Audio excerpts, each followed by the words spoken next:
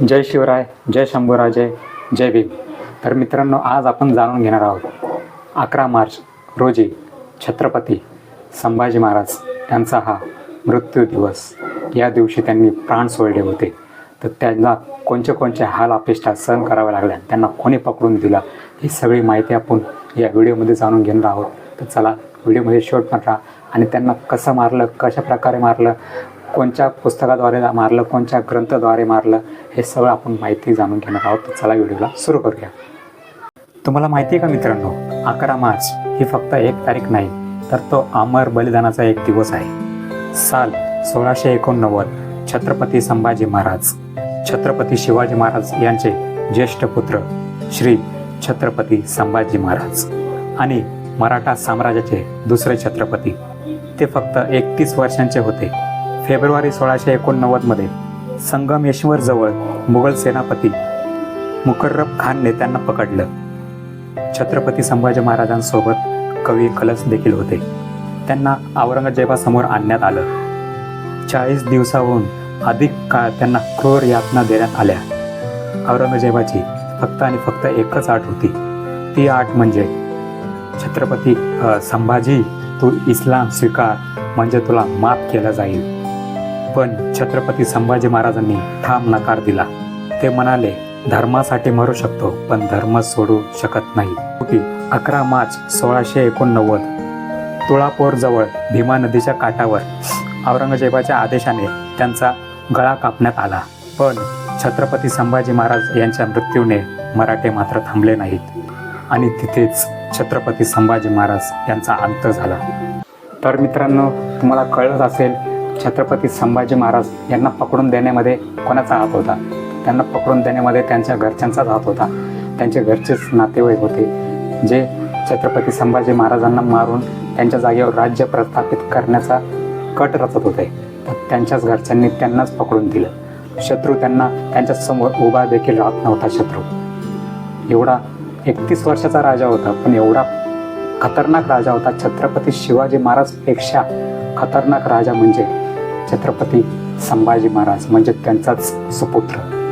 त्यांच्या समोर उभा राहण्याची कोणाची लायकी नव्हती, पण त्यांना पाठून वार करण्यात आली आणि त्यांना पकडून देण्यात आलं. तर मित्रांनो, पकडून तर दिलं. कोणाला दिलं पकडून? औरंगजेब यांना. औरंगजेबाला पकडून दिलं. औरंगजेबाची दुश्मनी होती मान्य. औरंगजेब यांनी संभाजी महाराजांना प्रश्नही केला होता, तू माझ्या धर्मात ये, मी तुला माफ करेन. म्हणजे सगळे जे काही गुन्हे आहेत, जे काही माझा राग आहे, औरंगजेब महाराजांना बोलत होते की जो काय माझा राग आहे तो मी सगळा माफ करेन, तू माझ्या धर्मात ये, माझा मुस्लिम धर्म तू स्वीकार.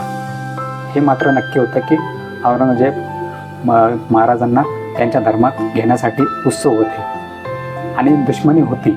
जर त्यांना मारायचं होतं तर त्यांनी आधीच मारलं असतं, पण त्यांनी वॉर्निंग दिली होती की तू माझ्या धर्मात ये, तुला सगळं माझी जेवढा राग आहे, तेवढी काही दुश्मनी आहे तुझ्या वडिलांसंगती किंवा तुझ्या संगती, संभाजी तू माझ्या धर्मात ये, मी तुझे सगळे गुन्हे माफ करतो. पण छत्रपती संभाजी महाराज काय बोलले माहिती? मी मरेल पण वाकणार नाही. शेवटी छत्रपती संभाजी महाराजांनी मरण स्वीकारलं. आणि मित्रांनो, तुम्हाला मी एक गोष्ट सांगू इच्छितो. औरंगजेब हा जातीने मुस्लिम होता. मुस्लिम म्हणल्यावर त्यांचं महत्त्वाचा ग्रंथ म्हणजे कुराण. कुराण या ग्रंथामध्ये कोणाला कशा प्रकारे मारायचं हे अजिबात लिहिलेलं नाही. जर लिहिलं असलं तरी तुम्ही कुठं दुबई या साईडला बघत असाल, ते ही मुस्लिम देश आहेत, ते डायरेक्ट नष्ट करतात, म्हणजे छाटून टाकतात, मुंडी छाटून टाकतात. सगळ्या देशात वेगवेगळे कायदे आहेत, कारण प्रत्येक मुस्लिम देश आहेत. असे बरेच मुस्लिम देश आहेत की त्यांच्यामध्ये वेगवेगळे कायदे आहेत, वेगवेगळ्या पद्धतीने मारायचे. त्या मुस्लिम कुराण ग्रंथामध्ये हे नाही लिहिलं की डोळेच काढा, तोंडामध्ये शिशे होता, त्यांची जीभ छाटा, त्यांचे केस काढा, परत त्यांचे नख काढा, त्यांचे हळूहळू बोटं कापा, त्यांचा हळूहळू म्हणजे एक एक जे शरीराचा भाग आहे तो एक एक करत कापत चला. हे सगळं कुराणमध्ये लिहिलेलं नाही. हे सगळं कुठे लिहिलेलं माहिती का? मनुस्मृतीमध्ये. आता तुम्ही म्हणाल, संभाजी महाराजांना औरंगजेबाने पकडलेलं आहे. औरंगजेबाने पकडलं असलं तरी त्यांनी गुन्हा दिला, त्यांनी सजा दिली असली तरी औरंगजेबाने, पण ती सजा त्यांच्या कुराण किंवा मुस्लिम धर्माला पकडून दिली नाही, ती मनुस्मृतीला पकडून दिली आहे.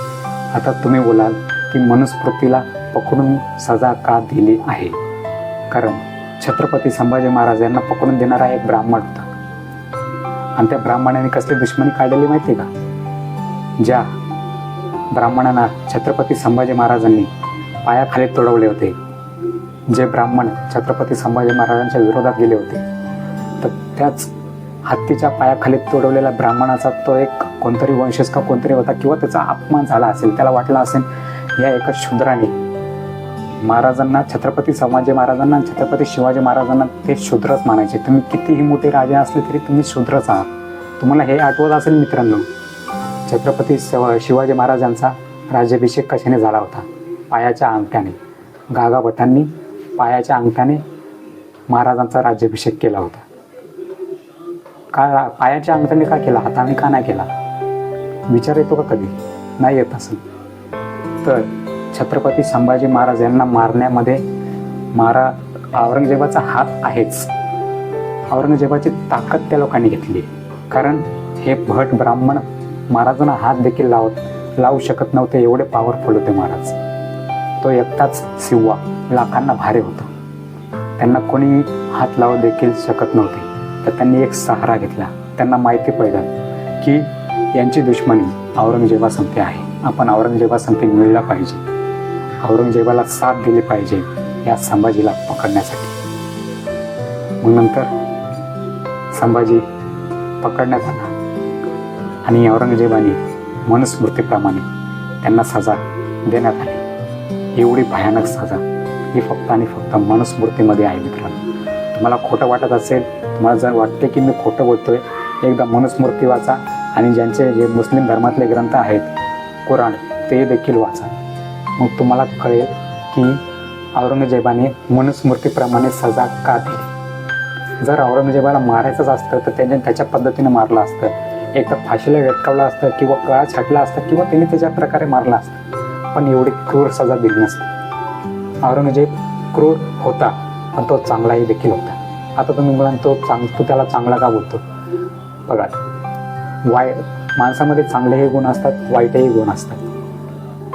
असंच नाही की सगळेच माणसं चुकीचे असतात किंवा सगळेच माणसं चांगले असतात. तो चांगलाही देखील होता आणि वाईटही देखील होता. तर संभाजी महाराजांना मनुस्मृतीप्रमाणे मारलंय. आता ते तुम्ही विचार करा, कोणी मारलंय, का मारलंय.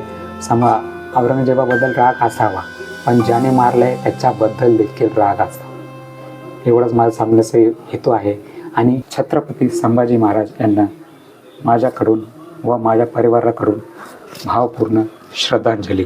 एक तरुण राजा ज्याने वेदनामध्येही झुकायला नकार दिला, तो फक्त इतिहास नाही, तो एक अमर प्रेरणा आहे. आज 11 मार्चला छत्रपती संभाजी महाराजांना श्रद्धांजली द्या, पण त्यांच्याकडून एक गोष्ट नक्की शिका. मेलो तरी चालेल, पण अत्याचारासमोर कधीही झुकायचा नाही, अन्याय सहन करायचा नाही, अन्यायाविरुद्ध लढायचं. मेलं तरी चालेल. जर तुम्हाला छत्रपती संभाजी महाराज यांचा अभिमान असेल तर कमेंटमध्ये लिहा, जय छत्रपती संभाजी महाराज की जय. जय शिवराय, जय शंभूराजे, जय भीम.